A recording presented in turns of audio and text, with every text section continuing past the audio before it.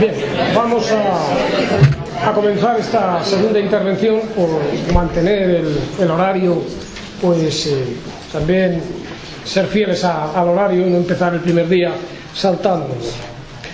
Bueno, esta segunda intervención corresponde a mí. Se terminaba la anterior, que me ha parecido interesantísima, de verdad, pero que muy interesante. Pues se terminaba hablando de la historia cultural, cómo pues la historia cultural, pues los historiadores normalmente pues no entran a la historia del arte, ¿no?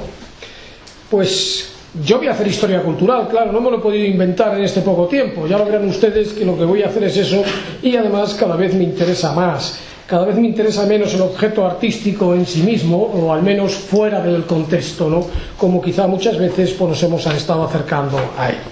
Pero bueno, dicho esto, que casi era obligado porque, en fin, así terminaban las intervenciones de la anterior conferencia, pues vamos a pasar a esta que lleva por título así un poco tremendo, ¿no? Ni siquiera hablo de crisis, hablo de miedo ya directamente, ¿no?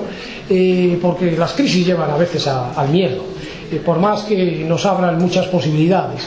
Y en este caso, como vamos a ver enseguida, este miedo estaba más que justificado, porque no era precisamente solo un debate, o mejor dicho, como consecuencia del debate que hubo sobre las imágenes, pues al final acabó aquello degenerando en una verdadera matanza, en un miedo generalizado. Bien, para entender lo que ocurrió en esta época de la que voy a hablar, hay que hacer una brevísima referencia a hoy, hay que partir de hoy, porque si no quizá no entendamos nada, ¿no? En la actualidad nosotros tenemos una idea de la imagen que es muy diferente a la que se tuvo en otros tiempos. Verán, esta es una cita de las muchas sentencias de Leonardo contenidas en el Codex Urbinas Latinus, eso que se ha dado en llamar el tratado de pintura, y que no lo es, pero bueno, de Leonardo, en la cual lo que dice es algo tan claro como: escribe el nombre de Dios en algún lugar y sitúa su imagen frente a frente, verás cuál, si el nombre o la imagen mueve a mayor reverencia. Evidentemente Leonardo barría para casa, y Leonardo lo que hace es decir: la imagen es más importante que la palabra. En la actualidad utilizamos con una frecuencia extraordinaria: una imagen vale más que 1000 palabras, y nos quedamos tan anchos cuando decimos esas cosas, ¿no? Pero esto no fue así siempre. Esto es algo que a partir del 480 se ha ido desarrollando, y que en nuestra sociedad actual pues consideramos que verdaderamente es así, como enseguida vamos a ver, ¿no?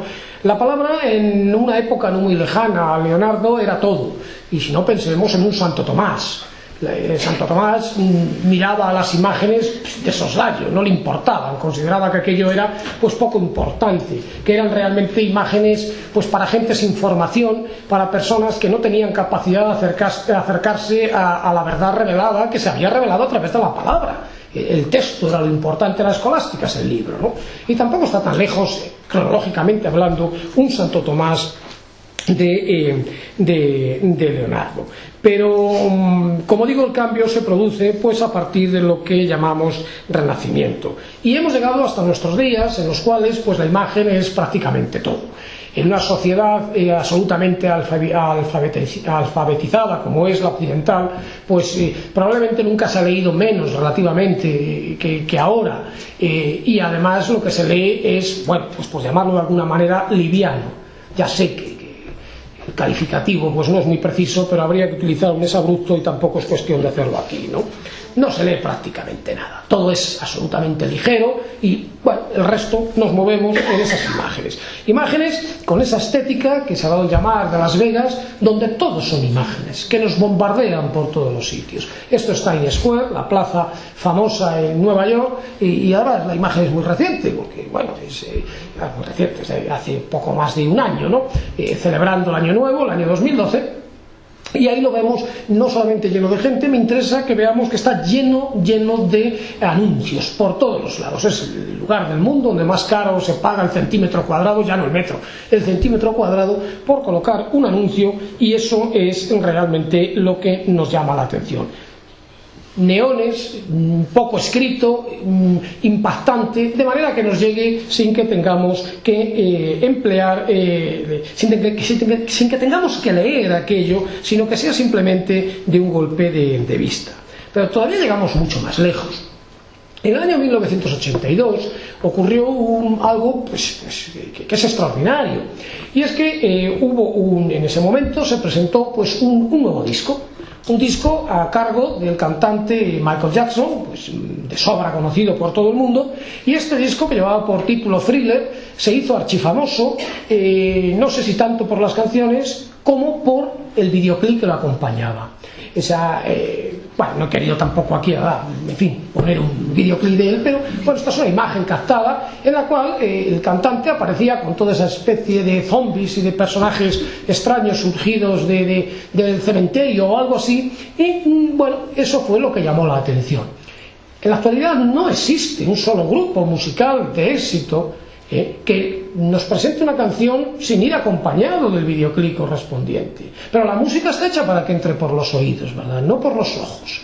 Pero aún más, o sea, uno puede, antes se compraban también discos de ópera, la que queramos, la Traviata, o por decir algo, ¿no? En la actualidad se compra no el disco, se compra el DVD, porque lleva también la representación. O sea, queremos ver. Nuestra cultura es ver, ante todo ver. La imagen para nosotros se ha convertido en algo absolutamente normal. Tan normal que no nos damos a veces cuenta del poder tremendo que tiene esa imagen. Este es un libro muy famoso, Friedberg, que publicó allá por el año 89, en el cual lo tituló el poder de las imágenes. Y esta es una de las frases prácticamente introductorias. Amamos el arte y lo odiamos a la vez, lo apreciamos y nos infunde temor. Realmente parece la frase muy redonda, pero podríamos ir en 2500 años atrás para encontrar pues prácticamente lo mismo en palabras del filósofo Platón. Platón mostraba un rechazo tremendo a las artes porque él consideraba que esas artes engañaban, porque la imagen mostraba lo recto curvo y lo curvo recto, y porque al mismo tiempo pues las imágenes, decía él, corrompían al pueblo al estimular los sentimientos frente a la razón. En su intento de crear toda una metafísica, una teoría del conocimiento, pues las imágenes disturbaban, ¿no? Como él decía, que sabe Homero de todas esas cosas que cuenta, es que acaso él es médico, es que él ha conducido ejércitos, etcétera, etcétera. O sea, la imagen ya tenía problemas en esos momentos. Y en el caso que vamos a entrar ahora mismo, el de Bizancio, estos problemas de aceptación, no aceptación a la imagen, llegaron a unos extremos absolutamente increíbles. La lucha entre los defensores de las imágenes, los llamados iconódulos o iconólatras, y los que atacaban a las imágenes, los iconoclastas, fue tremenda hasta el punto, como digo, pues de no solo llegar a las manos, sino de correr la sangre y en cantidad, porque aquello fue una lucha tremenda. Y para entender todo esto es necesaria esa historia cultural, porque si no, no vamos a entender nada. Yo he escuchado más de una vez explicaciones, pues hombre, que tratan de explicarlo de una manera muy simple y mostrando a los bizantinos destruyendo imágenes como una pandilla de animales, que lo primero que se les ocurrió era destrozar lo que tenían delante, cuando en realidad ocurrió todo lo contrario. De animales nada. Otra cosa es que no nos gusten, y a mí el primero que no me gusta, cuál fue su reacción. Pero la reacción viene precisamente por no haber sido, ni mucho menos, como digo, alguien o una sociedad inculta, una sociedad absolutamente desapegada de las imágenes. Eso no fue así, ni mucho menos. Bien, en el año 395 el emperador Teodosio el Grande, español para más señas, va a dividir el vasto imperio romano en dos partes. Aquello era ingobernable. Realmente se llevaba ya prácticamente 2 siglos que aquello pues era muy complicado de gobernar. Hay momentos de emperadores con mucha fuerza, como es el caso de Constantino I, del que enseguida hablaremos, pero lo normal es que aquello pues estuviese un poco, digamos, manga por hombro todo, ¿no? Porque no se podía ejercer el poder si el emperador se encontraba en las provincias orientales. Evidentemente las occidentales acababan nombrando a emperadores más o menos fantasmas, o alguno que otro se erigía en el verdadero jefe sin haciendo caso omiso a las órdenes que partían del emperador. El Imperio Romano, que tomaba todo el Mediterráneo, se viene a dividir aproximadamente por la mitad, estos dos colores, todo el color morado sería lo que llamamos Bizancio, una división que se hace más o menos en el meridiano 20 aproximadamente, es como se hace esa división. La división la hace a la muerte Teodosio en sus dos hijos, Honorio, al que le va a dar Occidente, Arcadio, al que le va a poner al frente de Oriente. Es un intento de gobernar este imperio, como digo, ya tan grande y tan vasto. Y hay que tener una cosa en cuenta antes de nada, y es que el cristianismo ha surgido ahí, ha surgido en Palestina. Es verdad que el primer papa y los siguientes van a tener su sede en Roma, pero donde realmente el cristianismo ha nacido es en Palestina, y las primeras iglesias de las que van a tener más fuerza van a estar en ese entorno. De ahí que estemos muy cerca de lo que va a ser Bizancio, de lo que es Constantinopla o Estambul en la actualidad, como queramos llamarlo, pero esto va a ser realmente importante. Los problemas que va a verse en época de Teodosio ya venían larvados de antes. Comienzan todos con Constantino. Constantino va a llegar a un pacto con el cristianismo de apoyo mutuo. Se ha dicho que Constantino, que bueno, el primer cristiano, no hay ninguna razón para creer que él fuese cristiano, todo lo contrario, se dice que sin el hecho de muerte, en fin, que cada uno piense lo que quiera, pero no hay ningún documento que avale que Constantino fuese cristiano. Constantino continuó siendo pagano, pero él llegó a un acuerdo, a un entente cordial con los cristianos. ¿Y qué es lo que hizo con ellos? Pues vamos a ver, los cristianos es una religión más de las muchas que había en el imperio. Y los romanos no tenían ningún problema para aceptar cualquier religión. Todas les valía, les daba igual. Es más, con mucha facilidad, los diferentes dioses que iban encontrando los incorporaban a su panteón y aquí no pasaba nada. Las toleraban absolutamente todas. Pero había un límite que no se podía pasar. Desde la época de César, los emperadores se van a divinizar. El divinizar al emperador era para conseguir mantener ese poder que ya por las armas era muy difícil, de un extremo a otro. O sea, adorando al emperador, rindiéndole culto al emperador, era aceptar los designios del emperador. Y el cristianismo, igual que de la religión que parte, que es el judaísmo, y después la que vendrá a continuación, las tres grandes religiones monoteístas, no son los que sean monoteístas, sino que son exclusivistas. No hay más Dios que el mío y todo lo demás hay que eliminarlo. Evidentemente por ahí se entienden todas estas persecuciones que hubo, porque claro, al negarse a rendir culto al emperador, aquello era un delito de lesa majestad, ¿no? Y en ese momento pues aquellos que no lo hacían eran pues perseguidos o incluso pues ajusticiados, como ocurrió pues en algunas de las grandes persecuciones, sobre todo la última, la más conocida, la de Diocleciano. Pues bien, Constantino suprime este problema, va a permitir que los cristianos sigan adelante con sus ritos, pero en ese momento el cristianismo sale de las catacumbas. Ese primitivo cristianismo apenas tiene una organización y necesita organizarse. Y esa organización, ese tener unas leyes claras para regirse todo el orbe cristiano, que ya es incipiente todavía, pero que crece a una gran velocidad, pues todas esas leyes van a tener, van a empezar ya en época de Constantino. De hecho, Constantino va a ser va a ser el primero que va a poner orden, digamos, en todo esto, y ya veremos qué. Y ustedes dirán, ¿y todo esto dónde nos lleva? Pues nos va a llevar, ya se darán cuenta enseguida que es absolutamente necesario para comprender lo que viene ahora. ¿Qué opinaban los cristianos de las imágenes? Pues ahí tienen un texto del Éxodo. El Éxodo es uno de los libros del Pentateuco, y ese libro es sagrado tanto para los judíos como para los cristianos y después para los musulmanes. ¿Y qué dice el Éxodo respecto a las imágenes? Pues que no harás escultura ni imagen alguna de lo que hay arriba en el cielo, ni abajo en la tierra, ni en las aguas debajo de la tierra, no te postrarás ante ellas ni las servirás. Esto es el primer mandamiento, estos son palabras mayores, Esto es lo que le dice Dios a Moisés en el Sinaí, y lo dice el Éxodo. A ver qué pasa. Creo que es bastante claro lo que aquí se está diciendo respecto a lo que hay que hacer con las imágenes. No hagas imágenes, ni muchísimo menos. Bueno, podría ser un texto por ahí perdido, pero no es así. Ahí tenemos, maldito el que haga una escultura tallada, maldito, Bueno, ya sabemos que la Biblia, pues a veces, en fin, no es precisamente muy amable la manera de dirigirse, ¿no? Pero maldito el que haga una escultura tallada o una imagen de metal fundido, abominación para Yahvé, obra de manos de un artesano, aunque la ponga en secreto.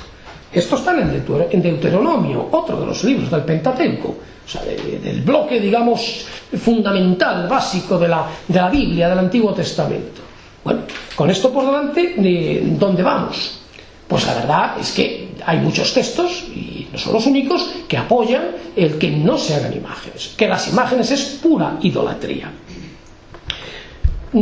Aquí tenemos otro, también del Éxodo, cuando Moisés, como todos sabemos, el episodio famoso, baja del monte Sinaí con las tablas, ve el famoso becerro de oro que han hecho los israelitas, al cual están adorando, ¿no? Y entonces, y aconteció que cuando Moisés llegó al campamento y vio el becerro y las lanzas, ardió la ira de Moisés y arrojó las tablas de sus manos, que ella tenía que tener, que aquellas tablas que le había dado el mismísimo Dios las parte.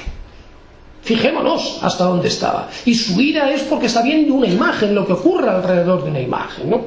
Dice, y tomó el becerro que habían hecho, y lo quemó en el fuego, y lo molió hasta reducirlo a polvo, que esparció sobre las aguas, y lo dio a beber a los hijos de Israel. Vaya crueldad, ¿no? De beber metal, pues evidentemente era para acabar contigo, ¿no? Ahí tenemos una de las múltiples representaciones del becerro de oro, en este caso de Nicolas Poussin, en el cual pues tenemos ahí al becerro y todos los israelitas. Se ve muy mal, pero ahí tenemos, porque la imagen, bueno, está un poco... Pero ahí tenemos a Moisés haciendo añicos las tablas que le había dado nada más y nada menos que Yahvé. Hasta tal punto tiene que volver otra vez a su vida por otras, ¿no? Porque lo que había hecho era tremendo, ¿no?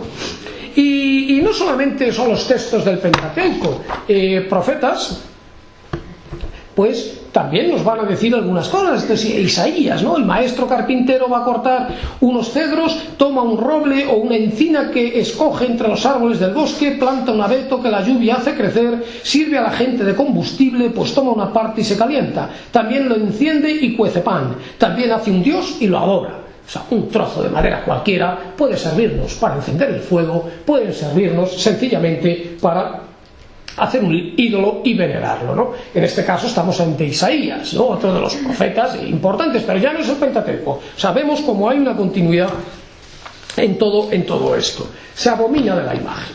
Se abomina de la imagen y, bueno, hay un texto también tremendo, en este caso es en el Evangelio de San Juan, cuando Santo Tomás duda de que Cristo haya resucitado y quiere ver sus heridas y las llagas, etc. Entonces le dice Cristo, ¿no? Dícele Jesús, ¿has creído porque has visto? Dichosos los que creyeron sin haber visto. O sea, el creer la palabra revelada y no necesariamente la imagen, fijémonos que lejos está de nuestro mundo, ¿verdad? Bueno, ya iremos abundando en esto. Pero lo cierto es que por todos los lados, Antiguo o Nuevo Testamento, encontramos este tipo de sentencias claras contra las imágenes. Pero también es verdad que en otros momentos esto no es así. Porque ya saben ustedes que la Biblia pues no es un libro continuo, ni muchísimo menos, sino que es la suma de diferentes libros escritos en diferentes momentos, y algunos pues entran lo que nosotros, los neófitos, que no somos exégetas ni muchísimo menos de la Biblia, nos pueden parecer contradicciones, ¿no? Quizá pues algún exégeta sería capaz de explicar esas contradicciones que a mí me parecen pues literalmente contradicción terminis, ¿no? Pero en algún otro caso pues tenemos textos desde otro calado. Hay un episodio famoso también con Moisés en el cual los israelitas, ya hartos de deambular por el desierto, no encuentran la tierra que se les ha prometido y parece ser, lo dice así la Biblia, que comienzan a murmurar contra Yahvé, contra Dios, ¿no? Entonces la ira de Yahvé también es clara y les manda una serpiente que literalmente se los traga. La serpiente, ¿no? Muy arrepentidos, compungidos, preguntan a su líder, a Moisés, ¿y qué hacemos, no? Moisés consulta, bueno, el proceso siempre es el mismo, y entonces recibe la siguiente indicación de Dios, de Yahvé. Dice, haz una serpiente abrasadora y ponla sobre un asta, así todo el que haya sido mordido y la mire vivirá. Hizo pues Moisés una serpiente de bronce y la colocó sobre un asta, y y si una serpiente mordía a uno y éste miraba a la serpiente de bronce, vivía. O sea, da la solución. Primero te mando a la serpiente para que te mate, ahora hace otra serpiente y lo soluciono. Este episodio que ha sido repetido muchas veces, aquí lo tenemos en el techo de la Sistina. He traído esta fotografía porque me ha parecido curiosa, ¿no? Porque hoy ya nos hemos olvidado, pero hasta no hace tantos años el color de la Sistina es el que teníamos abajo, ¿no? Hasta la intervención de Gianluigi Colalucci y su equipo, pues esos colores que hay abajo es los que había. Estaba todo absolutamente negro, ¿no? Afortunadamente ahora lo podemos ver de esta otra manera. Bueno, en estos días ya saben ustedes que no, pero en fin, se volverá a ver, supongo, aunque le está hablando de que no se pueda entrar porque aquello ya supera todo lo posible. Es decir, lo importante es que hay algunos textos también en la Biblia que, bueno, parece que admiten las imágenes. Alguna epístola de San Pablo, ¿no? Por ejemplo, una a los Colosenses habla de la imagen de Dios, dice: conforme a la imagen de su creador, en quien no hay griego ni judío, circuncisión o incircuncisión, bárbaro o escita, siervo o libre, sino que Cristo es todo y es todo en todos. Bueno, parece que ahí se podría interpretar que la imagen vale. Bueno, así las cosas, podríamos incluso llegar más lejos. El Génesis, la creación del mundo, inmediatamente la creación del hombre, se dice que Dios hizo al hombre a su imagen y semejanza. Podríamos entender que por ahí caben las imágenes, y de hecho, no de una manera frecuente, pero sí que hay imágenes incluso entre los judíos, ¿no? Pongamos algún ejemplo. Estamos en Dura Europos, esta ciudad de Siria, que es, bueno, para la arqueología es extraordinaria, pues tenemos, se encontró una sinagoga con imágenes, ¿no? Imágenes que están en el Museo de Damasco, esperemos. Y en estas imágenes es de una sinagoga, por lo tanto son imágenes judías, ¿no? Esto es una referencia al triunfo de Mardoqueo. Mardoqueo es el tío de Esther, que en la corte del rey Asuero pues consigue hacerse con el poder después de defenestrar a Amán, ¿no? Bueno, ahí tenemos una representación en la sinagoga. Otra representación en la sinagoga, para que vean que no es única, pues es esta, que la que vemos en la parte superior, pues aparece el paso del Mar Rojo. O sea que también es figurativa. En la misma Dura Europos encontramos lo que se conoce como la casa cristiana. O sea, convivían judíos y ya cristianos. Y en la casa cristiana, en este caso las imágenes pues se sacaron de allí y estaban en el museo de la Universidad de Yale, o sea, en el otro extremo del mundo, ¿verdad? Pues encontramos también algunas imágenes que son pues de primitivos cristianos. O sea, lo hacían los judíos, lo hacían los cristianos, y hasta ese momento parece que no hay una gran preocupación. Claro, son imágenes que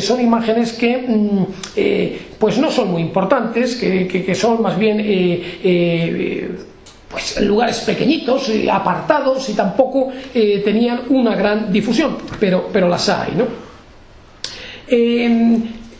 Había una tradición muy arraigada en el culto ese al emperador, que los cristianos rechazan, pero a veces se rechaza la mayor, pero todo lo que es la parafernalia externa pues se acaba aceptando, ¿no? Y las imágenes del emperador pues no se podían atacar, ni muchísimo menos, y quizá por ahí venga también un poco el interés en las imágenes. Lo cierto es que los primeros padres de la Iglesia, y en el siglo IV, una vez ya que el cristianismo pues ha salido a la luz, pues no saben muy bien qué decir respecto a las imágenes. Si vamos a la obra de San Atanasio, pues en su Oratio contra Gentes ataca a las imágenes.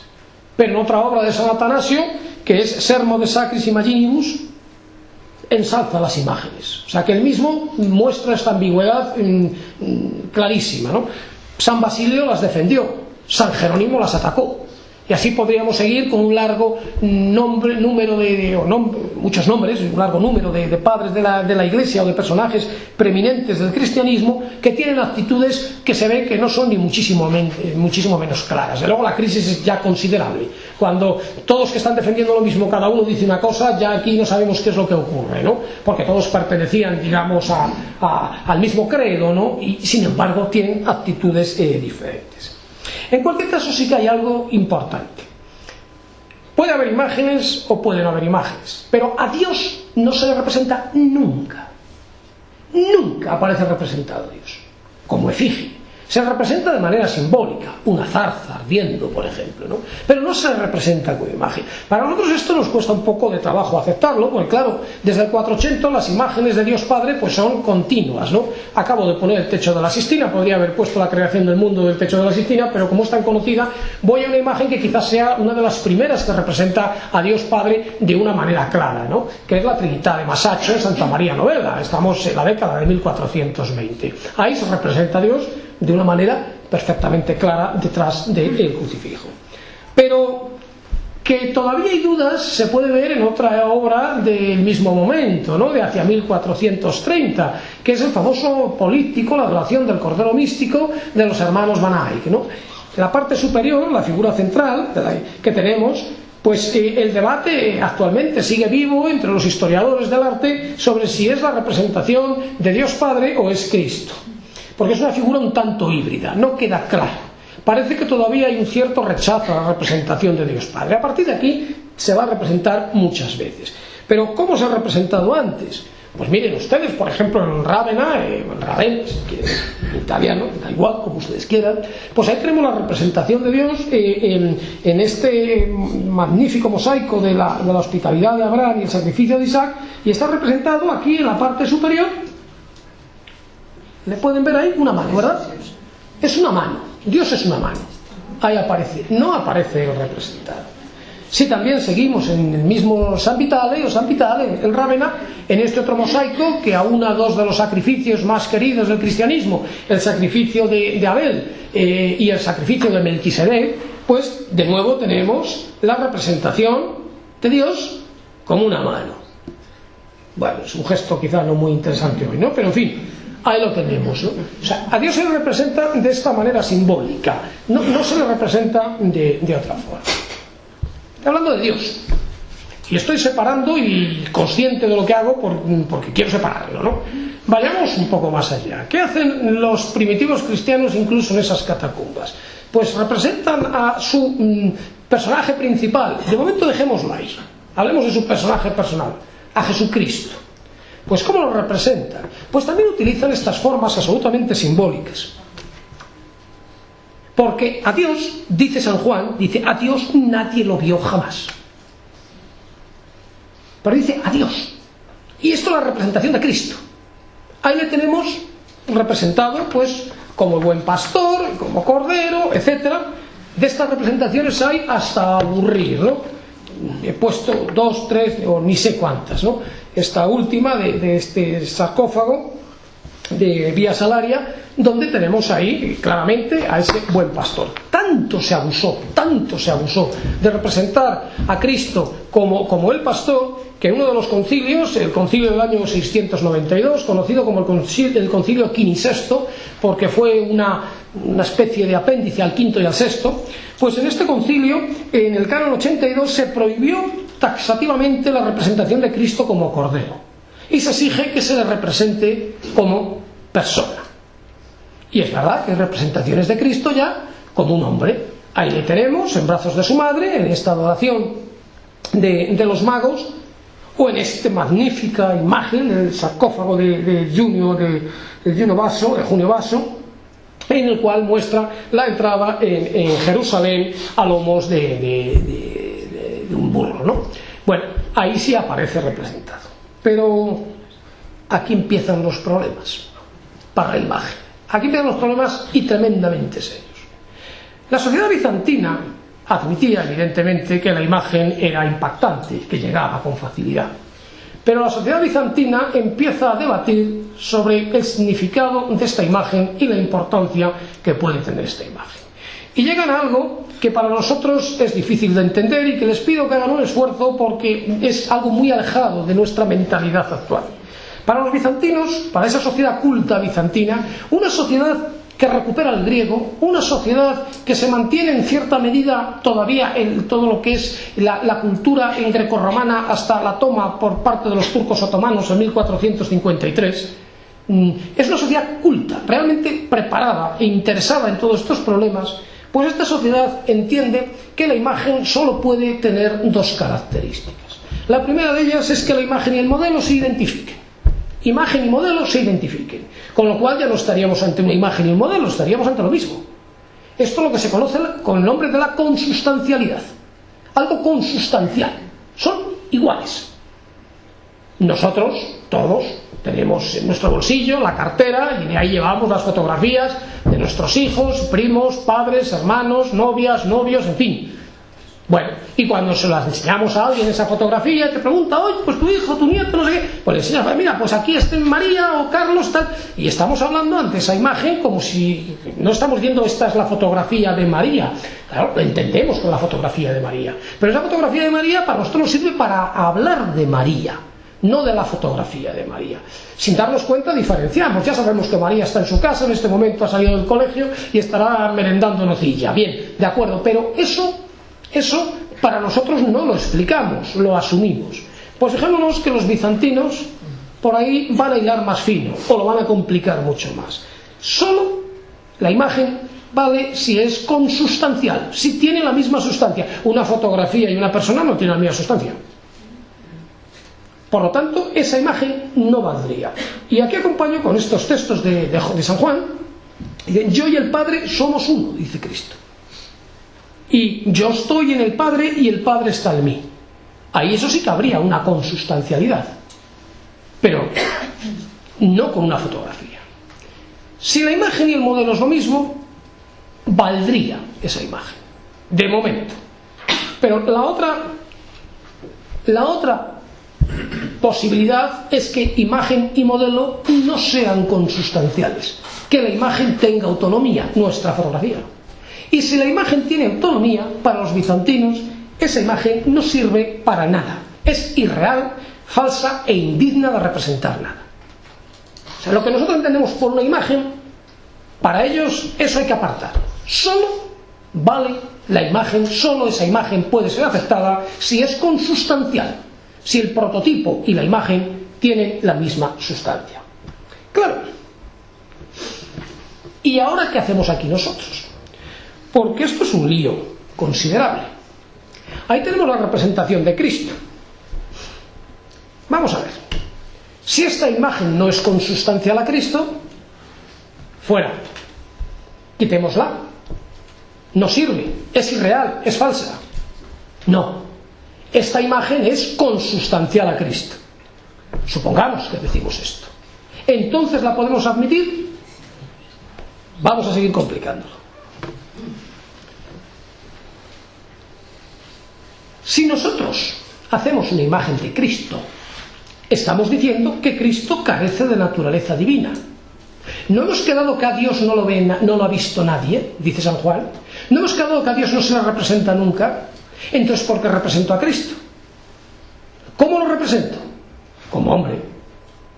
Luego, estoy echando mano de la naturaleza humana, no de la naturaleza divina. Es una posibilidad. La otra es que funda las dos naturalezas decidiendo que en realidad es una. ¿Y qué pasa con todo esto? Pues ya lo advierto, que por un lado o por otro lado me van a matar de todas las maneras. O sea que empezamos bien, pero vamos por partes.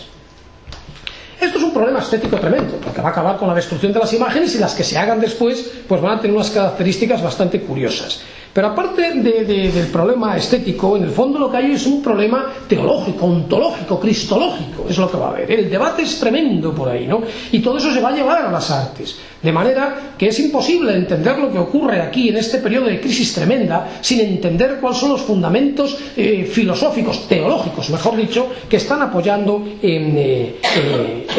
todo esto. La negación de la divinidad de Cristo, en el primero de los casos, tenía su sentido. Porque claro, si Dios Padre es Dios y Cristo también es Dios, estamos ante dos dioses. No digamos ya cuando metamos la tercera figura del Espíritu Santo, ahí ya no queremos dos, pues toma tres. Esto ya es una complicación tremenda y la solución, como todos bien saben, pues es el misterio. Si empezamos con misterio, a callar, ya está. Pero bueno, no deja de ser una cuestión realmente complicada. Y fue muy complicada porque nada más y nada menos que Arrio, el patriarca de Alejandría, el obispo de Alejandría, pero patriarca, uno de los centros cristianos más importantes, dice, no, hombre, no, esto no es así. Dice, no, Cristo es hijo adoptivo de Dios, pero no es Dios. es un personaje importante, pero no es Dios. Entonces, esto es Cristo. Bien, ante eso, que dice Arrio, que Cristo no es Dios, pues se produce un debate tremendo. Muchos apoyan a Arrio. Los visigodos en España, hasta finales del siglo VI, siguen siendo, hasta Recaredo, siguen siendo arrianos, defendiendo que Cristo no es Dios. Claro, Arrio decía, ¿cómo es posible que muera Dios? Bueno, pero luego resucita, sí, pero para resucitar hay que morirse. Y un axioma es que Dios no muere. Bueno, Dios es inmortal, ¿no? Entonces, ¿cómo muere aunque luego resucite? O sea, que él tenía sus razones. Bueno, el debate, como digo, es tremendo, y es un debate que llega al primero de los concilios. El mismísimo Constantino quiere poner orden en todo esto, porque venga, la cosa se va de la mano, convoca un concilio en Nicea I, es como se le conoce, en el año 325, y en este concilio, que se va a formular lo que se conoce como la primera parte del símbolo de la fe, el credo niceno, en el cual se define que el Hijo de Dios, Cristo, también es Dios, es divino, y se atacan las tesis de Arrio, condenándolo como hereje. O sea, ya tenemos al primer hereje. Si yo represento una imagen como la que hemos visto antes, me van a tachar de hereje, voy a ser arriano, porque estoy representando única y exclusivamente a Cristo como hombre, y como soy un hereje, pues ya sabemos lo que me va a ocurrir. Pensemos que el cesaropapismo de Bizancio es extraordinario, es decir, religión y poder político, poder imperial están íntimamente unidos, de manera que el que no cumple una cosa es como que no cumple la otra, es un traidor, es una persona que va a sufrir como mínimo pues castigos tremendos, cuando no la muerte directamente, ¿no? En Nicea I se declara la consustancialidad, lo que se conoce como la homousía, ¿no? El que tiene la misma sustancia el Padre y el Hijo. Bien, esto en Nicea I, pero tampoco convenció del todo. Muchos fueron arrianos y, como digo, los visigodos, pues, hasta finales del siglo VI en España continuaron siendo arrianos y peleándose también agriamente con los caberes de cristianos. No, eran cristianos los dos. Lo que pasa que uno eran niceanos o nicenos y los otros eran arrianos. Entonces, pero los dos eran cristianos. No se pueden separar así, ni muchísimo menos.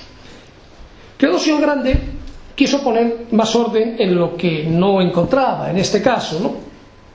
Y en el concilio de Constantinopla del año 381, esto que aparece aquí es un edicto del emperador, un edicto del emperador. Es nuestro deseo que todas las diversas naciones que están sometidas a nuestra clemencia y moderación deben continuar en la profesión de la religión que fue transmitida a los romanos por el divino apóstol Pedro. Creamos en una sola deidad del Padre, el Hijo y el Espíritu Santo. O sea, ya tenemos a los tres, Padre, Hijo y Espíritu Santo, en igual majestad y en una santa Trinidad. Autorizamos a los seguidores de esta ley a que os asuman el título de católicos. Católico significa universal. Católicos cristianos.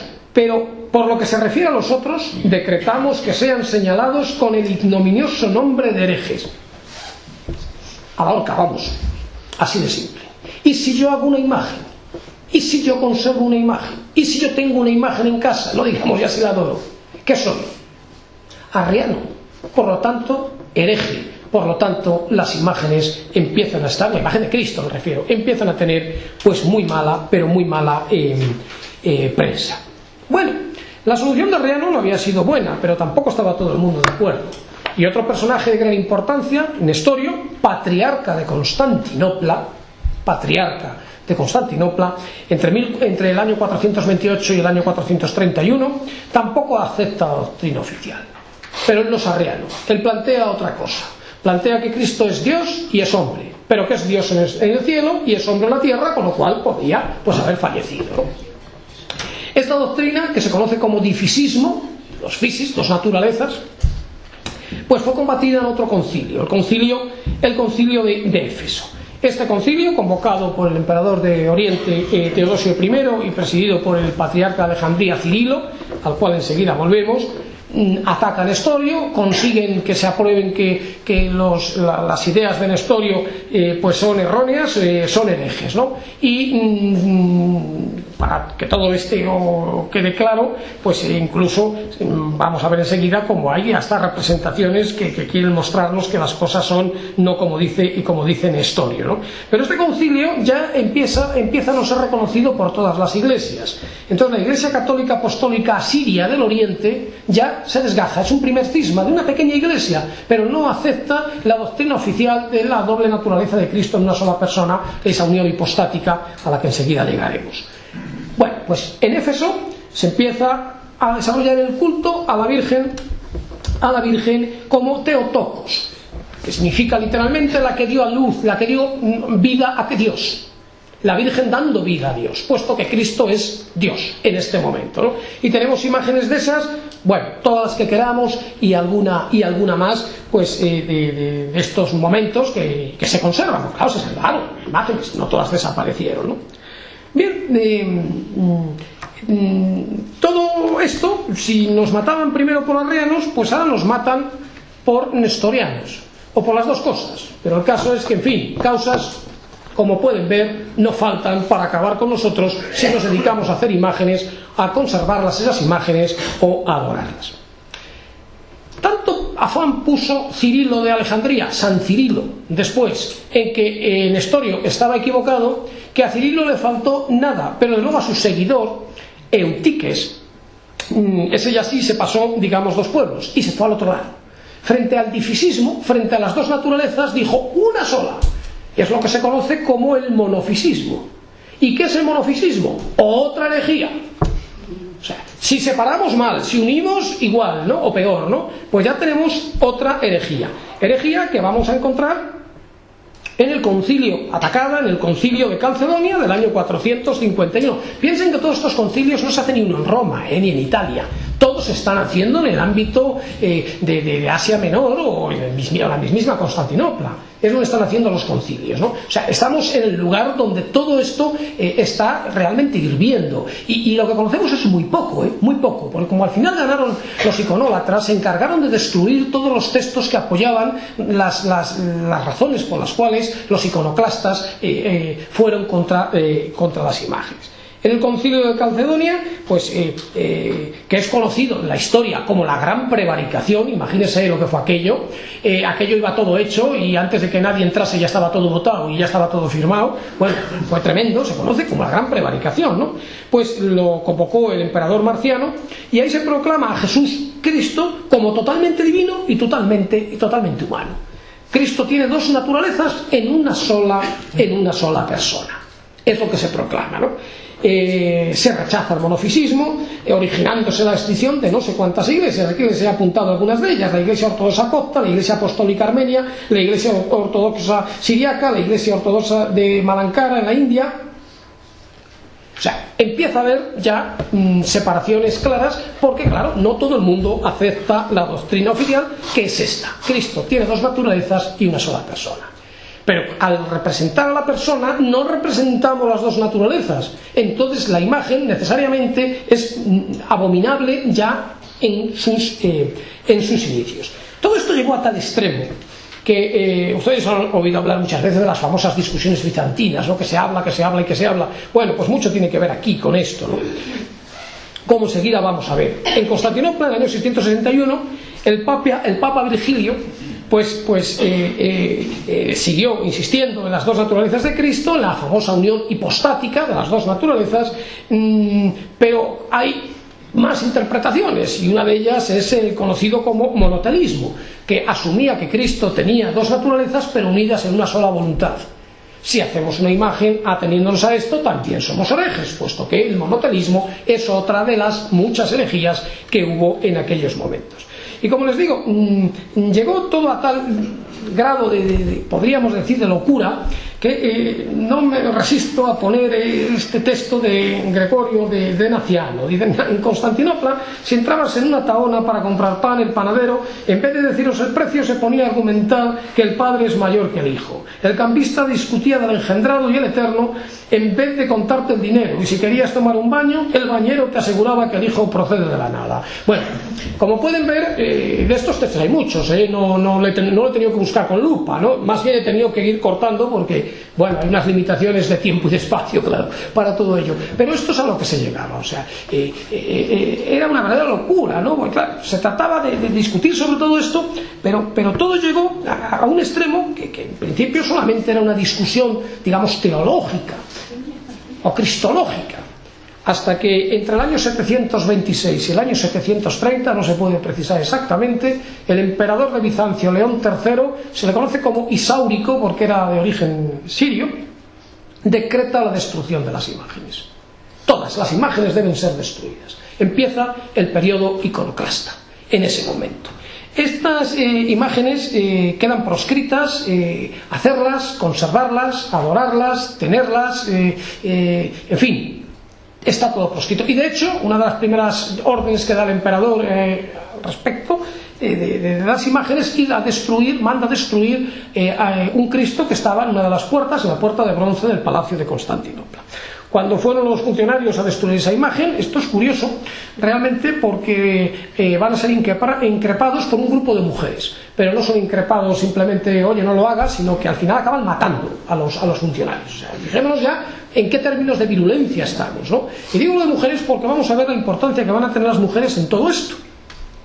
Pues bien, el emperador, el León III, declaró que para que un icono de Cristo pudiese tener sentido, tenía que ser necesariamente consustancial.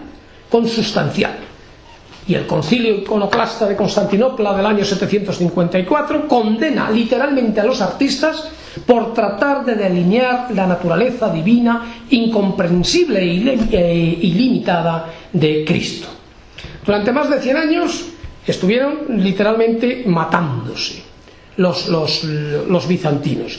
Es verdad que no en todos los momentos, pues hay momentos más de calma, y de hecho hacia el año 780 una emperatriz regente, Irene la Ateniense, va a decretar la vuelta otra vez al culto de las imágenes. Esto va a durar muy poco tiempo, consigue hacer un concilio, Nicea II, en el año 787, pero no tiene, como digo, no tiene mucho tiempo de vigencia, a pesar de que el concilio había apoyado las imágenes, porque hacia el año 815 se vuelve otra vez a una iconoclasia tremenda, a destruir las imágenes, hasta que en el año 843, exactamente en marzo de 843, otra emperatriz, Teodora, o sea, las mujeres empezaron atacando a aquellos que querían destruir las imágenes. Es una mujer como emperatriz regente la que vuelve a ellas, aunque sea por poco tiempo, y por fin va a ser otra emperatriz, la emperatriz Teodora, viuda del emperador Teófilo y en nombre de su hijo, el futuro emperador Miguel III, o el emperador ya en ese momento Miguel III,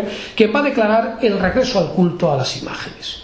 La iconoclasia había terminado sobre el papel, porque desde luego ni muchísimo menos. Esta tremenda crisis que se saldó con demasiada sangre, al final se admitieron las imágenes. En realidad no fue ni por agotamiento de los que atacaban a las imágenes, ni por modificación de las doctrinas emanadas de los concilios, o por la eisegesis de esas doctrinas, es decir, la interpretación torticera e interesada de esas doctrinas. No, es porque se encontró lo que se ha dado en llamar una tercera vía, ¿no? Con una salida. Esta salida es la participación, metesis, participación. Vamos a explicar rapidísimamente qué es esto. El concepto ya estaba en Platón, pero va a ser un neoplatónico, que es Plotino, quien lo va a utilizar. Plotino, para conseguir dar solución al paso de las ideas del mundo inteligible a nuestro mundo sensible, pues él lo que dice es que esas ideas participan a través de lo que él llama el alma del mundo, participa. Esa participación entre el mundo inteligible y el mundo sensible de las ideas va a ser tomada por algunos escritores cristianos. Uno de los más importantes es el escritor Proclo, del siglo V, quien escribe elementos de teología, pero sobre todo por un personaje que durante siglos se confundió, que se pensó que era Dionisio Areopagita. Dionisio Areopagita tiene este apellido, este apelativo tan curioso, sencillamente porque él era el presidente del tribunal en Atenas, el Areópago. Y Dionisio Areopagita era contemporáneo de San Pedro. él pues habría conocido a San Pedro y era por lo tanto un personaje, primero obispo de Atenas. Para Bizancio, Roma, bueno, siempre estaba en Roma, ellos estaban en su entorno, era lo que realmente defendían, y consideraban que Dionisio Areopagita, pues como digo, como un escritor del siglo I, contemporáneo de San Pedro, primer obispo de Atenas, pues aquello tenía un peso extraordinario. Los estudios posteriores o más recientes pues ha visto de una manera clara que no puede ser ni muchísimo menos Dionisio Areopagita, y hoy se le conoce como pseudo Dionisio Areopagita. Es un escritor del siglo V absolutamente neoplatónico de la cabeza a los pies, que nos muestra pues las enseñanzas de Plotino, solamente que estas enseñanzas, Plotino era pagano y sin embargo Dionisio Areopagita o siendo Dionisio Areopagita es cristiano. Pues bien, este personaje entendía como Plotino que la belleza emanaba de, en este caso, de Dios, de la belleza absoluta, que era Dios, evidentemente, ¿no? Entonces de ahí emanaba, pero emanaba como la luz. Nos va a decir que Dios es consonantia e claritas, ¿no? Armonía y luz, y emana como la luz. Y la luz pierde intensidad. Nosotros, si nos acercamos, por ejemplo, lo puede hacer uno, pero con cuidado, claro, si encendemos un faro de nuestro automóvil y nos ponemos en una corta distancia, nos va a cegar. Pero si nosotros nos vamos retirando, podemos mirar de frente ese faro. Nosotros seguimos viendo luz en una noche. La luz no ha perdido su sustancia, sigue teniendo la misma, pero ha perdido intensidad, pero sigue siendo luz. Esa luz a 50 metros es la misma luz que a 2, pero a los 2 nos ciega, a 50 es más fácil de poder contemplarla directamente. Pues en este sentido la belleza emanaba de la belleza absoluta que es Dios, y lo que nosotros podíamos contemplar era parte de esa belleza, pero tenía la misma sustancia, participaba de la belleza absoluta, ¿no? Por lo tanto, con este sistema de participación se llegó a entender que la belleza sensible no era otra cosa que la manifestación por emanación de la belleza absoluta, inmutable, inteligible, a la que no podíamos llegar pues, a través de los sentidos, ¿no? Y gracias a eso, gracias a este planteamiento, pues pudieron salvarse en cierta medida las imágenes. En Bizancio, veamos lo que nos dicen, ¿no? Los sagrados teólogos alaban ese bien con los nombres de bello y belleza, de amor y de amable, y cuantas otras denominaciones divinas le conviene como creador de belleza y de hermosura encantadora. Lo bello y la belleza se distinguen por la causa que comprende a todas en una sola. Al dividir todos los seres en participaciones y participantes, llamamos bello lo que participa de la belleza, y la belleza a la participación de la causa que hace bellas todas las cosas. Se participa. Entonces lo que tenemos delante, la imagen participaría del prototipo. No es idéntica, pero participa, y al participar debe ser respetada, y por lo tanto no se puede ir contra esa imagen. Sin embargo, la lucha tremenda hizo algunos verdaderos estragos, ¿no?, a las imágenes, no solamente de aquel momento, sino hasta nuestros días. En la actualidad nosotros nos podemos encontrar imágenes de estas características en cualquier iglesia bizantina, y realmente tenemos que estar avezados para saber si la imagen es de antes de ayer o tiene 10 siglos, porque se siguen haciendo igual. Porque se ha intentado por todos los medios que sean imágenes distantes, irreales, imágenes colocadas en un lugar poco accesible, en ese llamado iconostasis. Se utiliza el oro de una manera muy abundante para que la luz de esas iglesias tan cerradas, tan oscuras, la luz de las velas incida de múltiples maneras y nos produzca un efecto extraño, un efecto cuasi mágico, un efecto que realmente lo que nos hace es mostrarnos pues las imágenes irreales. Nadie podría decir ante una imagen de estas aquello que Vasari puso en boca de Miguel Ángel cuando terminó su escultura de Moisés, lo dio un golpe en la rodilla, le dijo, ala, ponte a hablar, o así. No puede ser, es imposible. Nada, aquí el mito de Pigmalión tampoco tendría sentido. Estas imágenes jamás las confundimos, ni muchísimo menos las confundimos con otro tipo de imágenes realistas. Esto para nosotros es complicado, porque claro, fijémonos dónde estamos, ¿no? Nosotros somos de una cultura cristiana católica. Digo de cultura, no hablo de las creencias de nadie, ¿no? Y estamos en un museo que está absolutamente repleto de imágenes religiosas, y donde nosotros estamos viendo hombres. O sea, nosotros podemos ver la escultura del Cristo yacente, Gregorio Fernández, y realmente es un hombre. Yo tengo que contarles, y perdonen la anécdota, pero cuando yo empezaba en este oficio hace muchos años, pues yo venía a veces pues con extranjeros a enseñarles el museo, ¿no? Entonces el Cristo yacente estaba colocado en la sala que estaba al fondo, donde junto con la Verónica de Zurbarán, y donde había que llegar. Y sobre todo yo cuando venía con orientales, reconozco mi maldad, pero ¿qué voy a hacer? Pues entonces yo me ponía en la puerta y no les dejaba entrar. ¿No? Sabiendo cuál iba a ser su reacción, ¿no? Entonces cuando ya estaban todos casi empujando, en ese momento me apartaba para que entraran. Claro, ellos no veían una imagen, veían un muerto. Y recuerdo una vez una señorita, que si en aquel momento están los del libro Guinness, allí se establece el salto de longitud hacia atrás más largo del mundo. Pegó un bote, literalmente, que solo le faltó volar. O sea, el susto que se pegó ante lo que tenía delante, porque era una imagen que podía confundir con la realidad. Eso no podemos nunca, jamás nos ocurrirá con un icono bizantino. Hasta tal punto, y ya vamos terminando, que, miren ustedes, hace pues no demasiado tiempo se encontró un texto interesantísimo para la teoría del arte que se ha denominado el Manual del Pintor del Monte Athos. Manual del Pintor del Monte Athos. Y se pensó rápidamente, por lo que allí se decía, cómo había que hacer una imagen, que ese manual, pues era un manual medieval, ¿no? Era un gran descubrimiento. No todos los días uno se encuentra textos de época medieval, ¿verdad? Sobre todo inéditos. Después se vio que este manual, los estudios filológicos, pues pusieron cada cosa en su sitio y se vio que era un libro escrito en el siglo XVIII. Sigue siendo importante, pero bueno, ya no era del siglo XIII o del siglo XII, ¿no? Pero fijémonos lo que nos dice este manual.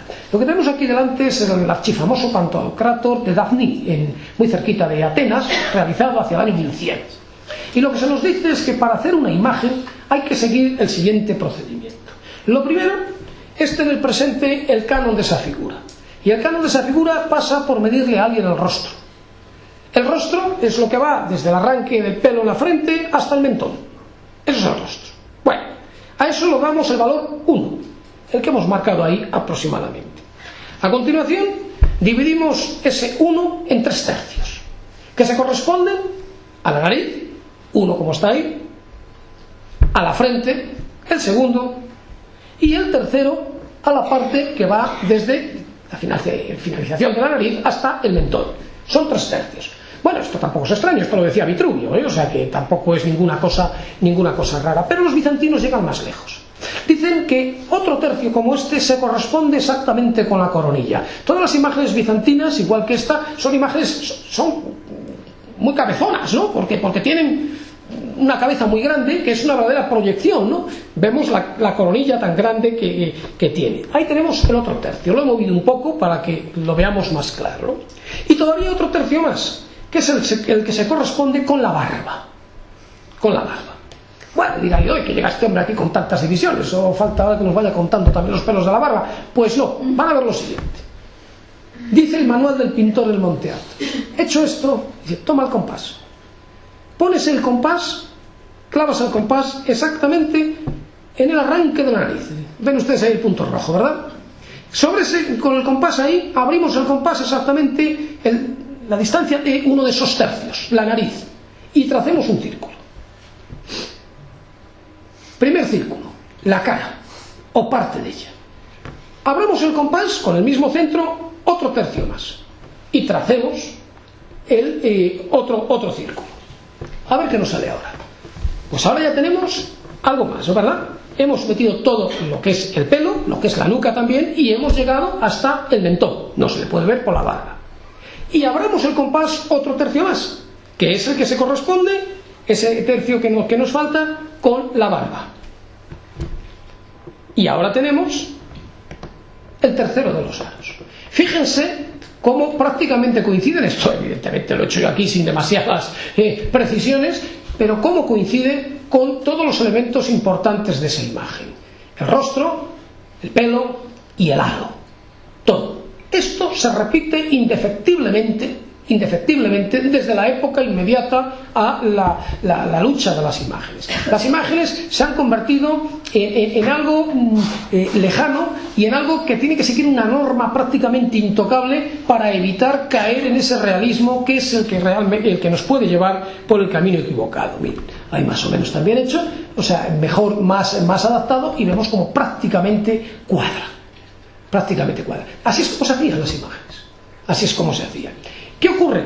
Pues que esto lleva también a que estas imágenes siempre se hayan pensado que tienen un carácter mágico, un carácter distante, la imagen de la Verónica, ¿no?, que al secar el rostro de Cristo, pues automáticamente deja allí la imagen, y es un poco, pues, esta otra imagen, que no tiene nada que ver con Bizancio, pero es una imagen medieval, que es San Lucas representando a la Virgen, ¿no? Evidentemente San Lucas, según está colocado con la puerta por el medio, no sé qué vería, ¿no? Evidentemente debe ser inspiración del Espíritu Santo, pero lo cierto es que así lo hizo, ¿no? Son imágenes mágicas, distantes.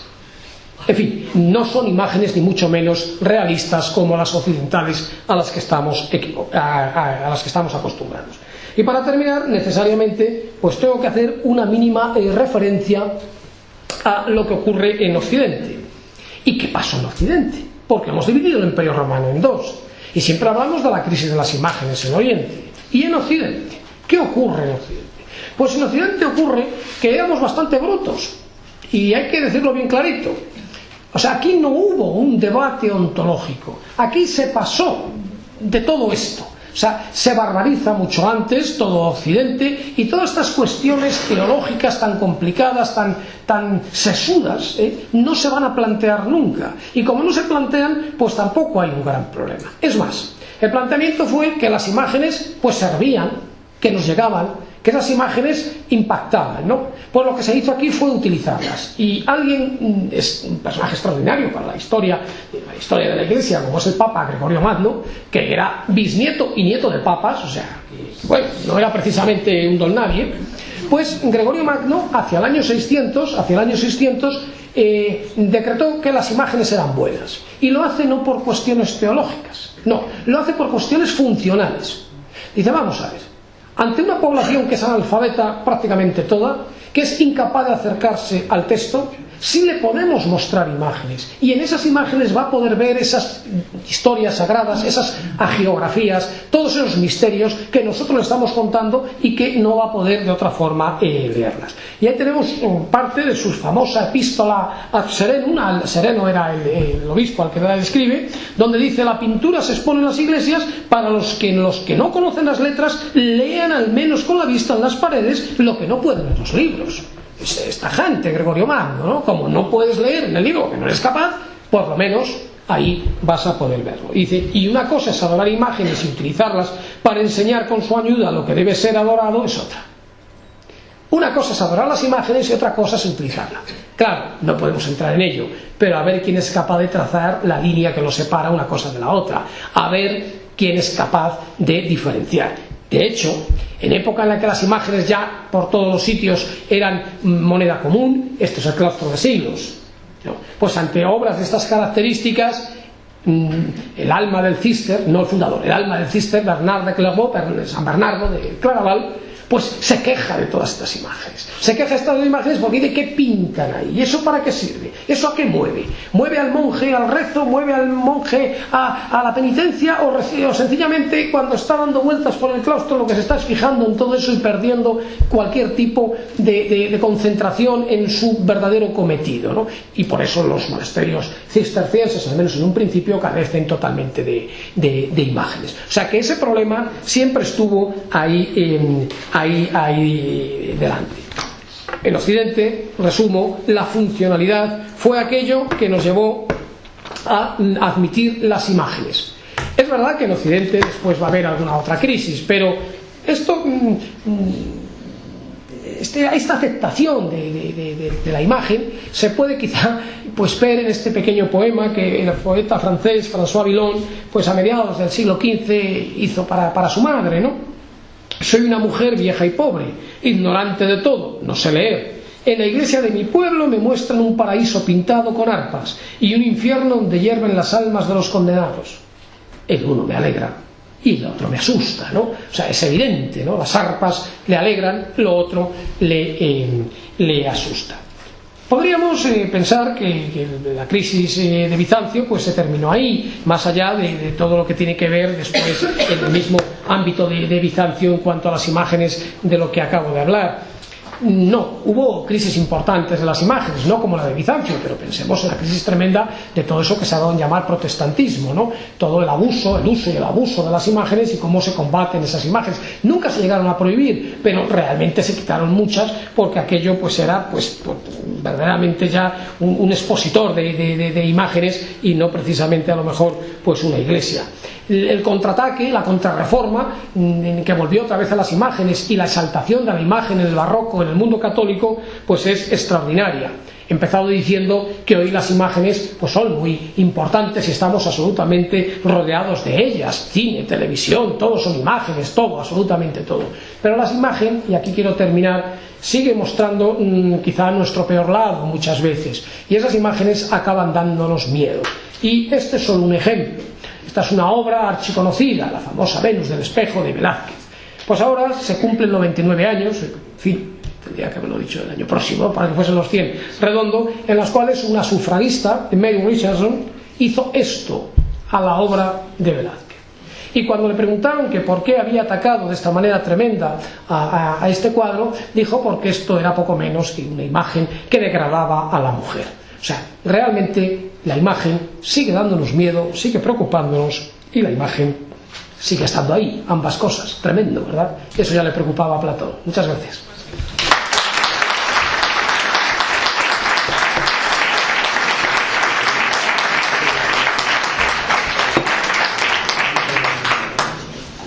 Bueno, tenemos algunos minutos, no muchos, pero si alguien quiere hacer alguna pregunta, pues intentaremos contestar.